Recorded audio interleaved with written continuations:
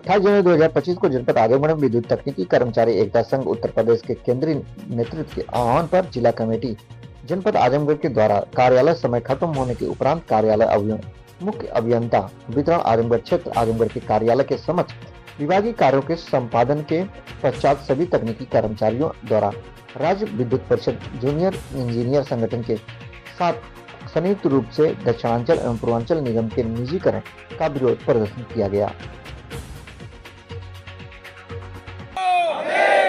संघर्ष के साथी जिंदाबाद जिंदाबाद जिंदाबाद, संघर्ष के साथी जिंदाबाद जिंदाबाद जिंदाबाद, जय संगठन जिंदाबाद जिंदाबाद जिंदाबाद, तकनीकी एकता जिंदाबाद। सर, मैं रामनारायण यादव तकनीकी कर्मचारी एकता संघ का केंद्रीय उपाध्यक्ष हूँ।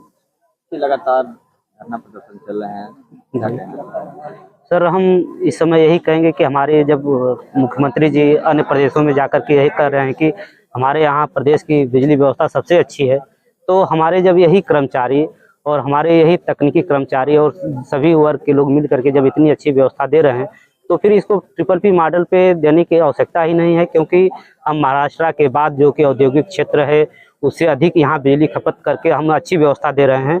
तो फिर इस तरह के हमारे कर्मचारियों के हिसाब से और यहाँ के किसानों को और छात्रों को हित को देखते हुए हम तो मुख्यमंत्री जी से और ऊर्जा मंत्री जी से प्रबंधन से यही निवेदन करेंगे कि इस प्रस्ताव को वापस लें और सभी कर्मचारी का जो है कि जिस तरह से व्यवस्था चल रही थी उस व्यवस्था में पूर्ण रूप से सहयोग करेंगे और इससे भी अच्छी व्यवस्था देंगे और हमारे मुख्यमंत्री जी और प्रदेशों में जाकर के यह प्रचार कर सकें कि नहीं, हम अच्छी व्यवस्था इसी कर्मचारियों को, क्योंकि हमारे ऊर्जा मंत्री जी भी कहते हैं कि जब से हमारी सरकार बनी है हमने इतना जो है कि अधिक पैसा वसूली कर लिया है, हमारा राजस्व बढ़ गया है। तो जब ऊर्जा मंत्री जी हमारे कर्मचारियों की सराहना कर रहे हैं तो ऊर्जा मंत्री जी को भी इस बात पे जो है विचार करना चाहिए कि जब हमारे कर्मचारी इस तरह की अच्छी व्यवस्था दे रहे हैं, राजस्व अच्छा वसूली हो रहा है, तो फिर PPP मॉडल पर देने से एक बार पुनः उनको विचार करना चाहिए कि इस प्रस्ताव को वापस लें। मैं चंद्रशेखर राज्य विद्युत परिषद जूनियर संगठन का वरिष्ठ उपाध्यक्ष हूँ।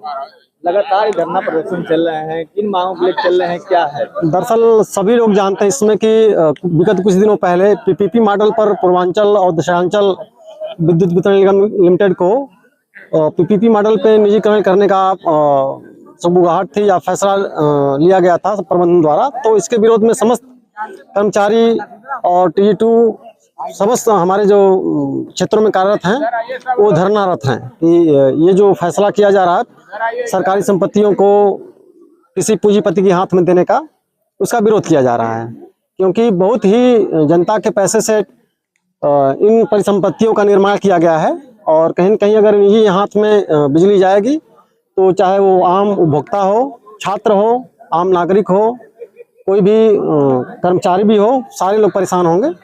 और निजीकरण होने से जो हमारे छात्र अध्ययनरत हैं कहीं न कहीं जो उनकी भविष्य की योजना रहती है कि हम कहीं न कहीं किसी सरकारी सेक्टर में जाकर नौकरी करेंगे, तो एक तरह से ये पूंजीपतियों के हाथों में देने का कार्य किया जा रहा है।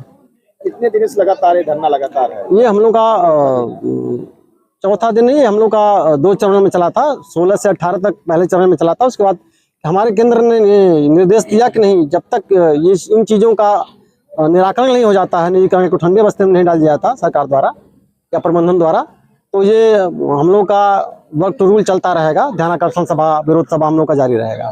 लगभग कितनी संख्या में यहाँ बैठे? यहाँ पे हम लोग 2 यहाँ लगे हैं, जय संगठन का तकनीकी एकता के, और लगभग हमारे यहाँ 250-300 लोग हैं इस समय। क्या मांगे हैं सरकार से? क्या सरकार से और प्रबंधन से यही है कि ये हमारा जो विभाग है ये एक तरीके से कहा जाए जन सेवा का विभाग है। ये लाभ और हानि के हिसाब से नहीं देखा जाता है। अगर जल, बिजली, सड़क, इन सब चीज़ों पर बेतहाशा टैक्सेशन हो जाए या फिर इनका निजीकरण कर दिया जाए तो जो आम उपभोक्ता है या आम नागरिक है इस देश का, अंतिम पंक्ति का, उसको ये सब चीज़ें नहीं मिल पाएंगी। वो केवल अमीरों के हाथ की चीज़ रह जाएगी। मुख्यमंत्री लगातार दिल्ली में रैली करते हैं, कहते थे हमारे ऊर्जा व्यवस्था बहुत बढ़िया है, उसके बाद भी निजीकरण किया जा रहा है, क्या वजह है? निस्संदेह हमारे यहाँ ऊर्जा की जो व्यवस्था है महाराष्ट्र के बाद सबसे ज़्यादा डिमांड हमारे उत्तर प्रदेश की है, सबसे ज़्यादा ऊर्जा खपत। और हमारे यही साथी जो हैं, चाहे वो अभियंता हो या क्षेत्रों में कार्यरत हमारे TG2 साथी हों, प्रत्येक कार्मिक अपनी जी जान से लगकर उपभोक्ताओं की सेवा करते हैं।